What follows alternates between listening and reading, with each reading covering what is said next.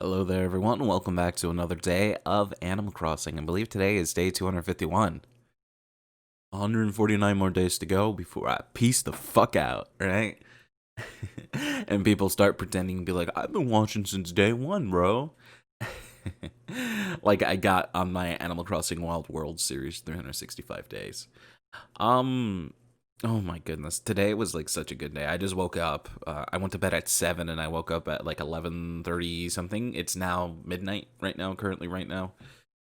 As always, when it comes to the weekends, it's crunch time for D&D. Today's a D&D episode talking about D&D because it was fucking amazing. Like just everything lined up for this moment. Everything that has happened was for this moment, brother. And I'll talk about it and try to go into it a little bit, but give you context on why this moment was really, really fucking cool. But to spoil what ends up happening is that I tricked one of my players. I killed them and then ripped out their eye that has primordial knowledge to steal heaven. And you're like, huh? What? Yes, Dungeons and Dragons. Pretty much. That's literally what this is. Just Dungeons and Dragons. Just Dungeons and Dragons things, you know. Um, so today's game, you know, I woke up around like really late, or really early in the morning, like 12ish, I think, or 10ish a.m., 10 p.m. or 12 a.m. In the morning, I was finishing up everything. I was making sure everything was done, double checking. I just didn't spell check, right? Usually I just go with the flow and just write, because if I spell check, I'm just going to start reading the sentence, and then I'm just going to end up not wanting it to be okayed, right? I'm going to throw it away. So we have been going through a war arc currently right now. They were going to go to war over people who stole the flowers, which is the name of the quote-unquote small little city-states that are reclaiming the surface from the Illithid, from the monsters underneath Tiamat's wings. When Tiamat was reborn 100 years ago, which was the previous campaign, which they failed. Oh, look, it finally broke. Look at that. Tiamat ended up cloaking the entire world with her wings, covering it, making it fall into an age of darkness, allowing things, the subterranean beings who were hurt by light, to come up and take over the world, right? And and the flowers, they reside in a place where part of Tiamat's wing is broken, right? So there is, you know, light there. There's life. It's the last bastion of hope of everything. Well, that area got taken over due to the players failing, and it led to this big war and people existing in the darkness with these things called pseudonanthiums, which are false giant, like a congregation of like thousands of flowers that produce a false sun and that produces a false sun that exists and beams over a specific area. So think of it like a biodome. This thing called the pseudonanthium creates a biodome, and pseudonanthium is when a flower has multiple parts to it. It has like multiple little buds, whatever it may be. And so since this is a flower made of multiple flowers to create a sun, making enough energy to create a false sun that mimics the moon and the sun cycles, right? To give life in the dark, and it feds away the evil, right? That's just pretty much like, I just wanted to give you a rundown of my world, and that's how it currently is, right? You know, a world plunged in darkness where you create false lights because the sun isn't around anymore, and it's been 105 years currently in game. 6 years have passed in game, right? And they're still struggling, they're still failing, they're still unable to do it. Humanity is constantly failing. Humanity dies. Stepping over a dead child, stepping over a mother clutching her dead child, is a common thing. Getting something and holding it to your person, getting it ripped away, is a common thing. It's not something people bat the eye. They're just like, oh, you weren't strong enough to hold it, and if I go and try to help you, then I'm gonna get my things taken away. You know, it's kind of like that. It's kind of fucked. The world is fucked 100% fucked. All morals and everything are fucked. But there's these people called Aurora, and they want to fix it. And they are the remnants of the flowers and also criminals who are fucking tired of everything going on. Right? The flowers were peace-loving, and they just wish that with the growth of civilization, over time, the world will get better. But that's not the case, as in, evil always steps on the kindness of others. And a saint known as Freya, who was the leader of the flowers, ended up dying in one of the attacks, and her dream of a peaceful revival ended, thus creating Aurora, which are insanely violent. They don't care if, like, you're an underling. They don't care if you have a sad backstory. They don't care that you ended up working with them because you were coerced with the bad guy. You're viewed as scum because you were able to raise your sword against humanity, right? And that's, yeah, so that's just the final explanation of what my world is like and what the type of people we're working with currently right now. And as I stated, we're working with criminals right now. And and usually criminals are just people that would be deemed as people who would just go against the code of ethics and humanity, whether it's torture, human trafficking, and all those wonderful things, right? That's criminals. It's not like, oh yeah, I was a drug dealing, I was a petty theft. It's nothing like that. It's like war crimes, and there's no one to punish them because law doesn't really exist, because there's no kingdoms, there's no guards, there's no anything like that. There's just these people waving their sword in the darkness, trying to hold order, and they're like, bro, from your hamlet, your laws don't mean anything. They don't mean anything to us. Like, what, you're gonna punish me and take something away from me, and then I'm just gonna starve and have them kill me? Like, no, that's so, like, you're lame. Like, you're an old ideal. It doesn't deserve to exist, right? So that's the groundwork to the world that I'm in, that I made. And we have two orphan little girls, which are the main characters. They are in their 20s. Currently, right now, 6 years have passed. They started off as teenagers. One is in their 40s now, if I'm not mistaken, because she's a gnome, and gnomes age differently, right? They were going to war. They were going to war. There are so many things that happened leading up to it. Zay, which is mainly what this is going to be out. Zay ended up gaining a powerful artifact that etched ancient primordial knowledge into her eye that gives her the ability to put a sigil, put a mark on an object, and she can take it and bring it to her. No matter where she is, she can teleport it to her, pretty much, right? That's the idea. She could teleport it to her no matter what. She puts a magical formula on it, and it teleports to her. It could be a tree, it could be a mountain, it could be anything. This thing was used back in the day to steal spells and quote-unquote steal the stars, which, what the fuck does that mean? It's made during when magic was fucking wild. It was intense and crazy before regulations were put on it. Right? It's of the old era. It's of the era even before this era. It's from the first era, and we're currently in the 5th era, right? It's when magic was fucking insane. You know, and dragons were being born, and people were creating fucking monsters by accident just from exploring magic, of it being a new thing. And they've had these powerful weapons called the Vestiges, right? These are called the Serpent Vestiges, called Indra, Whisper. Indra was wielded by the king of the elves, also known as the god of the elves, Corlin, right? And it became famous through that. Let's see, looking through here. Do I have more stuff I can give? No. Alright, I'm gonna go post some things up. And it's passed down to Zay as she ends up wielding it in a moment of, how do I say this? Of time of need. And she's had it for a long time, and people have wanted it, right? Main character Syndrome, you know, she was just a farm girl. Main character Syndrome, she comes out as a ruthless killer, just like everyone else is. Finding out that, you know, kindness doesn't solve everything, and sometimes just snuffing out the evil is what you're going to have to do. It may breed more, but currently right now it gives us brevity so we don't have to clutch our pearls, right? Um, they, as stated prior, they are orphans. They don't really know anything about their parents. Zay had a grandmother that she ends up forgetting about because of story reasons. And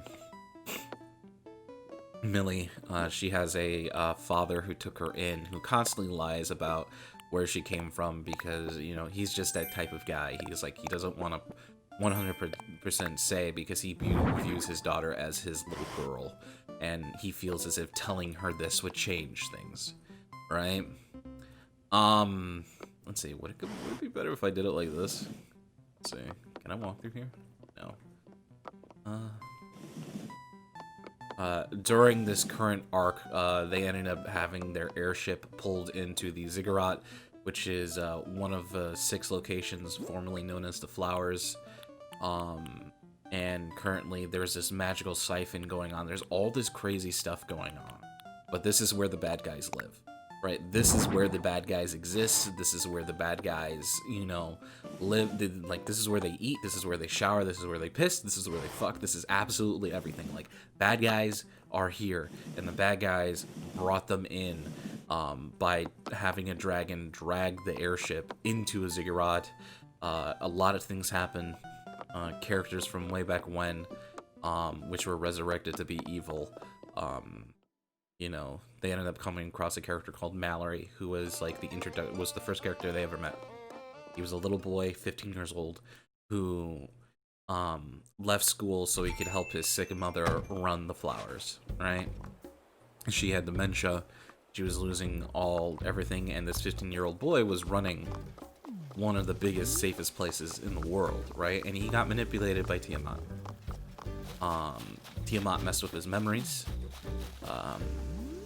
made memories of her own, made him into what she wanted to be, so she can toy and mess with him as a joke, and have her become his mother, and have him be the catalyst to destroy the Flowers and kill his mother, accidentally. And then mess with his memory so much that he doesn't understand why a good little boy like him, who would quit school, would do such an awful thing and hurt so many people who were his friends. And then he also has memories of him dying and no one coming to help him. And he's like, was I really a bad person? Like, why do I have these memories of being a good little boy? And all these people that I remember, they didn't even come to help me when the Flowers fell. I was on the ground, stomach bleeding. I was dying. No one came, right? They ended up meeting him, and that was like 7 arcs. That was 2 years worth of storylines concluded, and he gets killed. He gets killed by a person named Vanali, who used something called the Romeo and Juliet disease. The Romeo and Juliet poison, where it takes 2 people to make the poison work. 2 bloods to mix, and then the poison activates, right? The Romeo and Juliet. And you share a death, you share a dream, you share an excruciating moment with the person that you mix blood with, right? And Vanali ended up mixing Millie's blood with... He ended up stabbing through Millie to stab through Mallory, who is talking to Millie because Millie's one of the only people alive that he still remembers. And he's like, I don't understand my memories. If you're my friend, why don't you come save me? If you're my friend, why can't you tell me the truth? If you're like, you know, he was going on a mental breakdown, right? He didn't really understand. He doesn't understand because he's been fucked with so much, and he's such a little tragic little figure who became something that people told him to be, and he became a monster because that's what Tiamat wanted him to be. And he did all these awful things because he was told that's who the person he was, but he has memories deep in his mind contradicting, right? And then now he's faced with someone that he knew from way back when, 6 years after the fact of everything, and 6 years of doing awful things. He's like, why am I doing it? Why do I continue to do it when I know? Like, are these lies? Are these memories fake? Are these memories that I hold close to myself? Were they never real to begin with? And then in that moment of weakness, as he's clutching onto Millie, Vanali stabs through Millie and stabs through Mallory, causing them to both almost die. Millie survives with like 2 HP points. It deals like a shit ton of damage. Mallory dies. and they share the dream. And Millie merely shares a dream of him dying, the hallucination. The poison gives a hallucination, and the hallucination is of Mallory dying, clutching himself. The little 15-year-old boy clutching his stomach because it got ripped open, and he's crawling on the floor, gripping onto his stomach because what's coming out belongs inside, and he's calling for people's names. He's calling for Real. He's calling for Wrath. He's calling for Millie Nibble, Favor, Mommy, someone to come save him. And as he crawls in the darkness, he begins to fade and fade, continuously calling out for someone until he just dies from excruciating pain. Because, fun fact, getting your stomach ripped open, you die slowly and painfully. It's one of the more painful deaths. Let's see, I'm looking around really quick. See if I can grab some more items to give to people while I'm doing this. And Millie experiences that. And she will experience that until the poison runs through her system every time she closes her eyes and sleeps, and she'll have this painful hallucination. It's a very terrible drug made to purposely torture the person. Because that's the type of person Vanelli was. He's a poisoner. Right? And the story revolves around Vanelli, who is a terribly cruel person who, as quoted by him, says, "Kill all evil. Even if it's your father standing in front of us, and in killing him would cause the world to become better, I expect you to kill him." Let's see, you know what, Maddie? I'll be rooting for you. Go on, Maddie. You'll be going on for free. I'll let you go. You've been around for a long time. I'll let you leave. And, so he's like, he has this ruthlessness to him. And they go through the ziggurat, because the ship is broken, and they split up them into teams, right? They kill Mallory. He was the horde leader, of that specific area. He controlled all the orcs, right? He was the strongest person. He killed the lead orc, blah, blah, blah, blah, blah, right? So Vanelli, since he killed Mallory, he becomes horde leader. Or at least he tries to, because they don't believe he's horde leader. Because Vanelli's small and weak, and he's like a elf who uses poison to get the upper hand, right? And he's an assassin. He doesn't fight hand to hand. It's nothing like no John Wick type of shit. He's sneaky, yeah, he's sneaky. Just pretty much that. He's sneaky, and conniving, and a little fucking snake. There's no real. What are you talking about? Oh, there's a ghosty here. We'll collect his stuff. That's like one of the perfect things to do.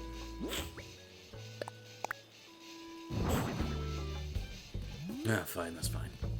Let's see here. Go talk to him. So yeah, Vanelli. Do I have? Okay. So yeah, Vanelli is a little fucking snake. Zay and Millie, with Solane, which is another NPC, which I won't bring up too much. But it's just, I always give them a backup NPC for help and talking. They ended up going down into the ziggurat to discover what the ziggurat is doing. It's sucking energy. We know that.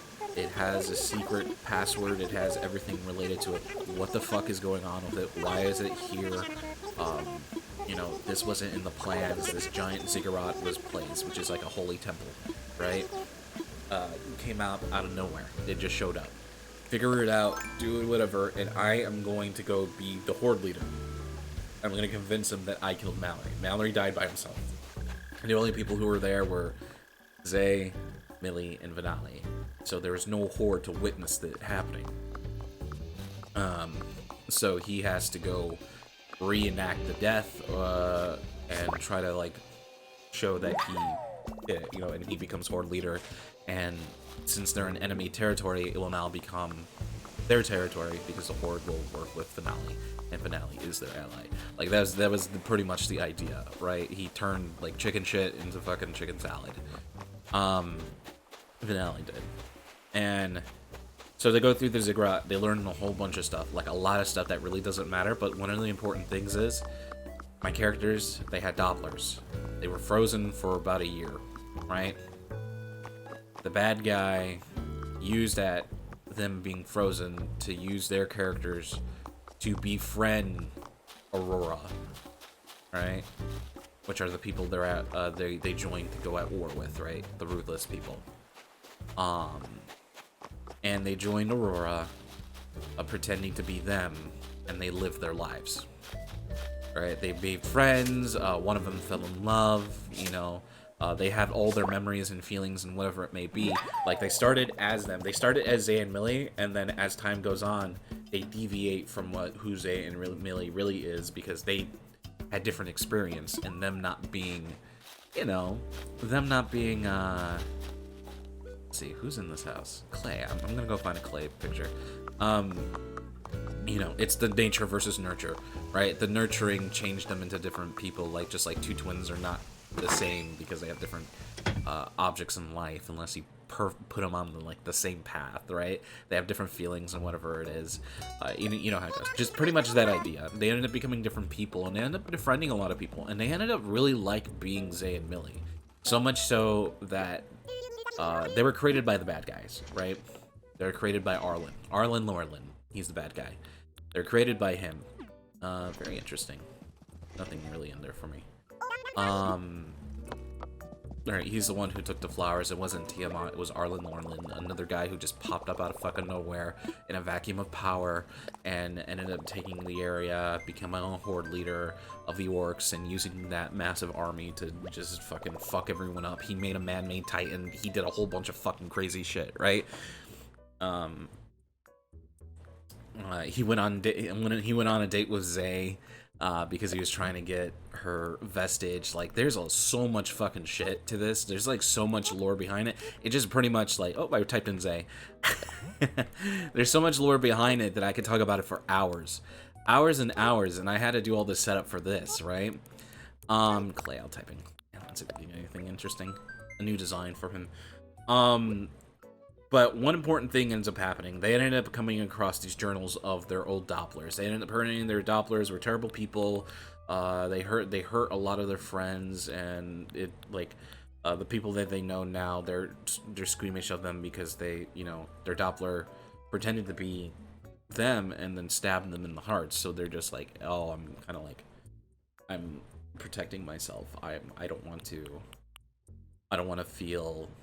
get hurt again. Just in case if you guys are just Dopplers again, right? You know, your Dopplers did shitty things, and and Dopplers are the person, right? So they're like, ugh. It's just this long thing, but it ends up finding out the Dopplers loved being them. The Dopplers really love the life that they were gifted, because they don't exist until the moment they're created, and when they're created, they get their memories, their feelings and everything, and they fell in love with their lives and the amount of people who love them, and the amount of people who care for them, and they're experiencing all these things one by one, and they ended up softening. They still are pawns of the evil bad guy, and they will do their evil bad thing, but they fall absolutely in love with them, and they create a journal that can only be opened via their specific little items that they know that their characters would never give up. Fun fact, their characters gave it up. Their characters gave it up. A journal with invisible ink that can only be written if you place their specific items. Zay, a locket from her family, and the only thing that's leading to her family. And Millie Nimble is a celestial diamond, with a Celestia diamond, not celestial, Celestia diamond, that is from the Dwarven plane, which is her father's, right? Keepsakes that remind them of their family. And when they get their books, they get the cover page, and they put what the characters' true names are on there. Right, it's like Millie Nimble, Clinkenbeard, Boyega, or wherever it is. Like, I forgot the name, I have to look at it. So we find out that Millie's gnomish name, right, she was raised by a dwarf. Her gnomish last name is Boyega, or whatever. And then we ended up finding out Zay, who only has the name Zay. Her name is Exarelli, right? Exarelli, she, as the Dopplers write in the book, right, in the front page, they can only see the front page. They say, thank you for, because of your life, you gave life to mine, and I'll always love you for that, right? That's what the Dopplers wrote to them. And the Dopplers ended up finding out information about who they were, who the people they really were. because they have their memories and they find a fascination, and they did it as a thank you, as like there'll be a time when you guys come back, and when you come back we won't be around because we'll be dead, the Dopplers, and we want to give you this present because of that reason. We want you to understand that we did awful things in your body, but the moments that I lived not as a villain, as you, and living your blessed life, I completely fell in love with you. I love your life. I love you. I love the fact that I got a chance to be you. Like, it's very sad. It's wonderful. I absolutely love it. It's a beautiful storyline. But they ended up finding out their names. Zay's name's like Ixarelli. Zay Hyde. And Hyde is her orcish father's last name, right? And she doesn't go by her father's last name. She just goes by Zay. She doesn't do anything like that. She doesn't really care about that. She doesn't understand why her Doppler cares about that if that was her, right? Like, she just lives in the moment, whatever it may be. And and that sits in their mind for a long time, right? They ended up just so happening falling into a ziggurat area where their characters, you know, where their Dopplers used to live, in a room that they hidden underneath the floorboards that only they could find. And they made this special book that only they can read. Now as time goes on, they collect keys, they do dungeoneering stuff, and then they have to go up the stairs. Millie's trying to find a very important character who they were responsible losing. And Zay goes up the stairs that if you're not holding the 4 pieces of a key, you can't go through the stairs. It sends you back down. She tries to go with other people, she tries laying them down, she tries figuring out how it works, and it just appears that if you're holding these 4 keys, you can go through this area. And she ends up going to a different plane. She ends up teleporting to a different plane. And she ends up pretty much teleporting to the bad guys' housing. This is where they live, right? And she ends up meeting Finale here. And she's like, what are you doing? She's like, oh, I became the horde leader of the Bite, right? And I've been looking through the rooms, and I heard you come here, and doors started slamming, and I got scared, and I tried to hide. Apparently this is like the living area. I've only been able to go into 2 rooms, right? One room that I came out of, and another room which I guess you deserve to see, right? Kung Fu pants. I'm gonna take Kung Fu pants.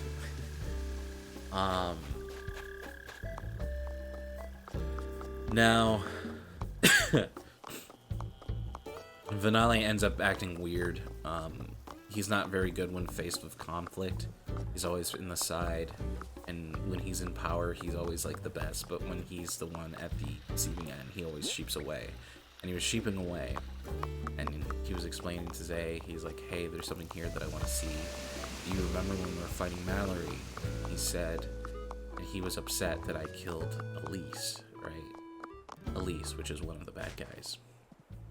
I poisoned her during a peace meeting. I wanted to kill all of them in one fell swoop, but only she died. They took her body, and her body's here. And I think it's better you see it. And Zay's like, what? What are you talking about? What are you talking about? What are you talking? Why would I care to see her? Like, it'll be better if you see it. And he'll go and he'll take her and open up the rooms. Like, Zay, during your time when you were frozen and your Dopplers were around, I was friends with one because they were in my division, right? They worked with me. And she confided in me after I killed Elise that she did her own snooping and find out that Elise was your mother. She's your guys' mother. She gave birth to you. And if I knew she was your mother, I would have never done this. And I usually when I do what I do, I don't have to face the person I do it to, because they're gone, right? And Zay gets upset. She tells him to be quiet and go sit in there. And Elise is laying in the bed, her skin turned purple and her lips blue and puffy. She lays there in the bed, dead, a corpse. Zay ends up going up close to her and looking at her, and she can see that she has a faint breath. Finale ended up lying. She's not dead. Finale ends up saying, I did a medical examination myself. I thought she was dead. He's like, no, I could see her faintly breathing. And then her mother, Elise, speaks. Slowly, croakingly through her weathered lips. Exorelli. Exorelli. Is that you, Exorelli? Sheepishly, Elise ends up raising her, trying to raise her hand over to Zay. Unable to do so, Zay ends up holding it, seeing her mom dying and dead because of Finale, and they've been keeping her alive. She isn't dead. She's been poisoned this entire time, and the bad guys have been keeping her alive. And her mother is a bad guy. She's a villain, just like Arlen. Elise begs her daughter Zay to come closer to her, or Exorelli. She says her true name, Exorelli. Exorelli, come closer, come closer. Zay begins to lean closer to her, and Exorelli ends up whispering in her ear in a different voice. She says, both person, as she casts a spell on her daughter. Boom, boom, boom. She ends up casting a spell on her daughter. Zay fails the spell. She fails the wisdom saving throw, meaning for the next minute, anyone could do anything to her. Finale says, pierce her heart, Luna. And he uses his weapon that he has hidden. He too has a vestige that is very powerful. A blade that extends and puts in poison in people's hearts. He stabs her, and Zay gets 88 damage dealt to her. It's an auto crit, right? Let's see, what do I need to buy? A watering can. An auto crit, and she gets a ton of damage done to her. 88. She's dying. She had like 12 HP at this time, and she deals 88 to him. So she lays dying. So in this moment, she's putty for me. So I was like, all right, in this moment, this is when the bad guy explains what he's doing. Finale was on their side, and now he's with Arlen. Finale will stand up, and he'll grab Zay as if he's getting ready to dance with her, holding her limp body as she's fading away from existence. It's like, you know, Zay, I never told you what my last name was. It's Lorlin. Finale Lorlin, which is the name of the bad guy. The bad guy's name is Lorlin. It's Arlen, and they're related. And he explains to her why he did it and why Aurora doesn't have what it takes to get rid of Tiamat, and that with Whisper and Ashura, which is the brother to Ashura, Ashura can steal hell, and Whisper can steal heaven. And with that, they're going to steal the roots of the world tree and bring them to the material plane, causing hell and heaven to forcefully combine and start a collapse of the plane and destroying it, making the gods reset it, forcing the gods to do something because the mortals can't stand up to Tiamat. Alright? So that's what the bad guys' plans are doing. They're just doing absolutely everything in the worst possible way because they don't want to be living in this awful fucking world, and they are willing to strip their humanity and become villains to the world if it means to be reincarnated again, because there's this story about how the world was created 5 times and it was destroyed until it was perfect and it came to Lysithia, which is the world we know now, which is the 6th iteration of it, right? 6th iteration of the world. And because of that, we created each new element, right? Fire, water, earth, air, all the elements were created to be able to balance each other, and then all these other stuff were created to balance each other. It's a world tree theory. Just know there's branches, and they're pretty much making the tree collapse. That's pretty much what they're going to do. They're going to make the tree collapse on itself, right? They're going to make the roots go bloop and split through the tree. That's just pretty much what they're going to do, right? And he explains, he just pretty much explains what he's going to do. And then Elise stands up and she mocks Zay. She's like, how can someone as beautiful as me have an ugly duckling daughter like you? You aren't my daughter. And then she spits in Zay's face. She's like, you should have taken Arlen's deal, and we wouldn't have to do this. Because of you, because of who you are and the way that you act, we have to do this. You don't deserve to wield Whisper. We're actively trying to fix the world while you guys are actively trying to stop us. You're terrible, you're awful. And she spits in Zay's face, and then she rips out Zay's eye that has the primordial knowledge in it, and that causes Zay to die. And Zay has an item that saves her, right? And she just goes to 0. And we fade to black, and Millie Nimble, who was resting to try to regain some magical power, she ends up hearing from the stairs a tumbling, and then Solane, an NPC who's waiting by the stairs, end up screaming. As she rushes over, she sees her friend having a giant wound through her chest and her eye ripped out. And then that's when the game ends. And my players were like... They're like, no way! Everything led up to this moment. Absolutely everything in this arc. I hinted at absolutely everything. At Finale turning, at like just everything. And they didn't know it until it was the last possible moment. And Zay, the person who played Zay, which is Melon, which you see her appear on here sometimes. She's like, I knew it. I knew I couldn't trust him. I knew it. Like, she was going off. You know, and Meebo, which is someone that I talk about right now, she's like, I knew her mom was going to, like, going to, betray her because she came out of nowhere. The mother storyline came out of nowhere. It was forced. I forced it so hard. I wanted them to like notice that it wasn't like meant to be there at all, right? I forced that storyline so fucking hard, and it's so amazing. Let's see, what do we have here? What do I need? What got broken? Oh, my shovel. Shovel. But yeah, and they're like, what's going on here? Like, it's so weird. Like, why is Vanelli acting weird? Why is her mom here all of a sudden?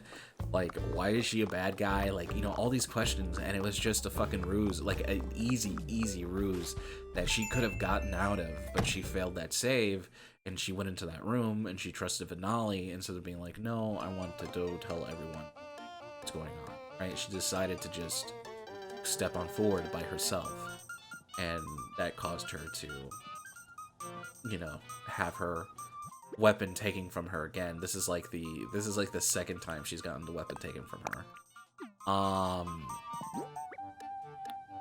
And she was angry and she was upset, and it's good storytelling, because that means everything that I've been building up to is really good, and I'm really excited to play because crazy things happen all the fucking time now, right? They're pretty much close to endgame. I would say they're about halfway done with the game. There's going to be another part after this, and then there's going to be the final part. So there's going to be like lots of smaller middle parts for the 3/4 of the game. Smaller stories wrapping things up, and then the big end part with everything, right? And not everything has been introduced yet. So currently right now, Vanali is the Horde leader, and everyone that is there is currently probably going to be under attack by the Horde, as they're not going to be their allies, and they're in someone who isn't afraid to kill some people. And he didn't kill Zay because, you know, there's more stuff to this, but if you die, people who go to their afterlives in whatever plane it may be, they don't get reincarnated, right? Vanali still loves Miss Hyde, which is what he calls a doppelganger. Zay's doppelganger, because that's her last name.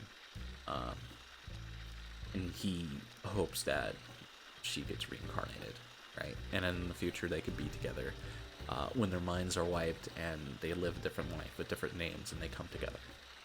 just like, you know, he viewed destiny of him meeting Miss Hyde and him falling in love. You know, just like this whole crazy whole bunch of stuff. It was a 40-minute story to tell that, but I hope you guys enjoyed it. Anyway, my name is Luna, and we're done for today. Have a wonderful time, people. Bye.